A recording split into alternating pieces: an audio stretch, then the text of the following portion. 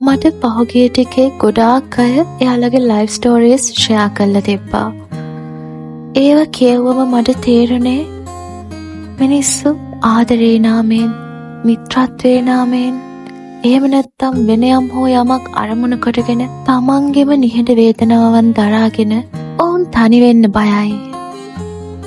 සම්බන්ධතාවයක් ඇතුළේදී තමන් කොහොමද බවුන්ඩරිස් තියාගන්නේ? තමන් කොහොමද මිස්යූස් නොවී ඉන්නේ? තමන් කොහොමද අනෙකාගේ සීමාවට ගරු කරන්නේ කියන එක පිළිබඳව හරි හැටි අවබෝධයක් නැහැ. ඉතින් කිසිදා නොලැබුණු සැනසීම ගෙන එනු ඇතැයි අපේක්ෂාවෙන් ඔවුන් ජීවත් වෙනවා. නමුත් සෑම කතාවකටම හැරවුම් ලක්ෂයක් තියෙනවා.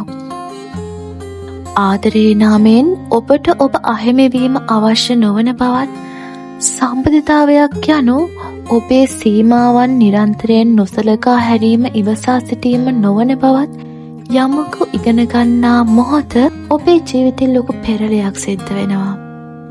මීට කලින් ඔබ නුදුටුව දේවල් සම්බන්ධතා ඇතුලේ ඔබ දකින්න ගන්නවා.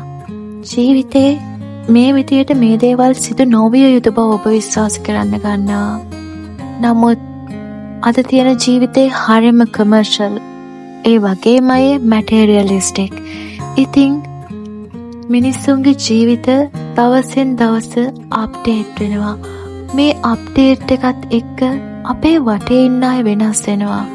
තමන්ගේ මහන්සියෙන් අද ඉන්නවට වැඩිය අඩියක් හරි හෙට ඉස්සරහින් ඉන්න උත්සාහ කරන එක තමයි වටින්නේ. නවතින්නම් භාෂේ.